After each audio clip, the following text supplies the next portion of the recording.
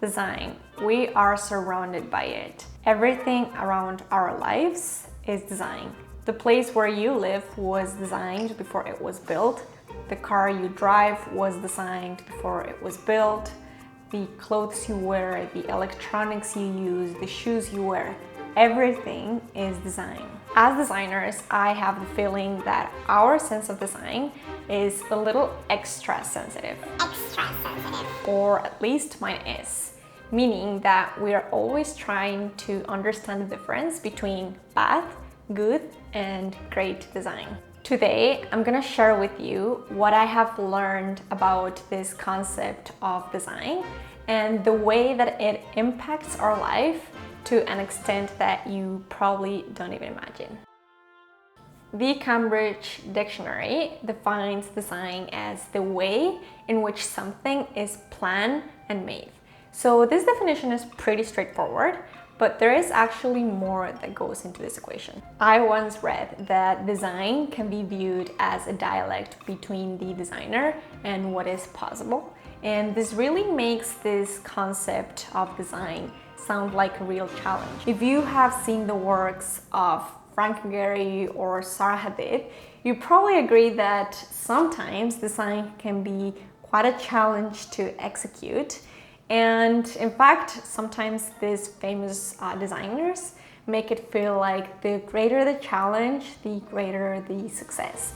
But I could be wrong. You know, the funny thing about great design is that you don't notice it. A very mundane example is a mug. So when you hold a mug or a cup, it has this handle so that when it gets really hot, you don't feel the heat. But do you ever notice that this is great design? You don't, you're just using it. But guys, what about bad design? Bad design does get noticed. I am sure you have struggled trying to get that little bit of toothpaste out from the tube, and as it may not seem like a big deal, I don't think that this is a great design. Or have you tried to get ketchup out of this bottle when there is not much left? You literally have to bang, twist, and shake the bottle so hard that half the content ends up flying out of the bottle. Do you think this is great design? I don't know. I know this is an interior design channel, but because today we are talking about design in general, I'm gonna talk a little bit about car design and my latest experience with them. I wasn't personally a fan of cars, but since my boyfriend talks about them all day, and if he could, he would talk about them all night. And since he has changed the car like 4 times in the course of a year, I started to become hyper aware of good, bad, and great design in cars. Before, I used to think that all cars with 4 wheels are very similar, and I really thought that most cars have a really good design. You know, as long as they take you places and they don't break down on you, I wouldn't see any problem with any car. So after driving different types of cars for a while, all the way from economic to expensive cars, I understood the value and what differentiates luxury cars from the rest. And part of it is because they are greatly designed. Some luxury cars are way more comfortable. The material quality is always better. The sound system is mind-blowing.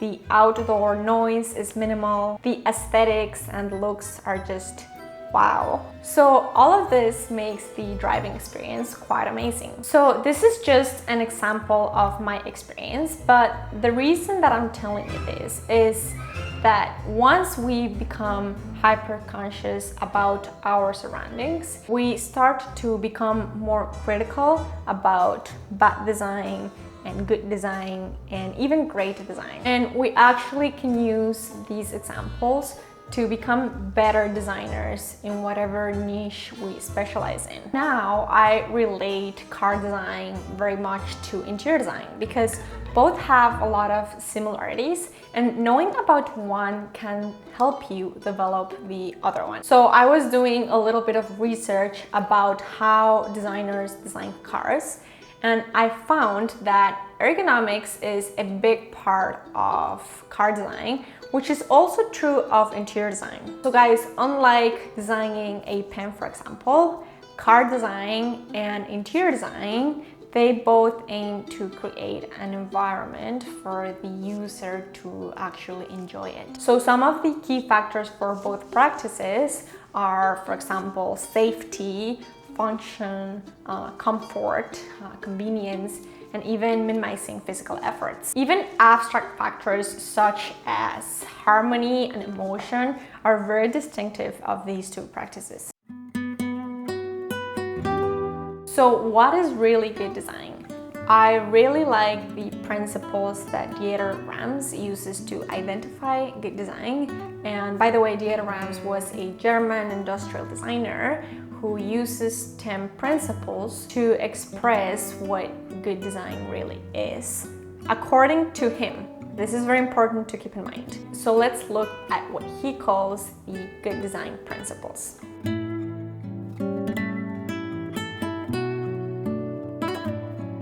Dieter Rams says that the possibilities of innovation are not by any means exhausted. There are many innovations coming our way in every sector that you can think of, whether that is software, technology, clothing, product design. It truly never ends. This is somewhat explanatory, but basically this means that every part of a design needs to be used in a way that is useful. So basically any part of a design that is not being used should be eliminated. So this got me thinking that probably Rams would argue about the usefulness of this little pocket that is actually not even a pocket. So a big part of creating a good design is the aesthetics. Something that appeals to us in terms of looks is very important, and something that is useful but it can be beautiful at the same time, that is good design. A product that is well designed is pretty much self-explanatory to use. It's a product that just by looking at it, you know what it's for and you know how you use it.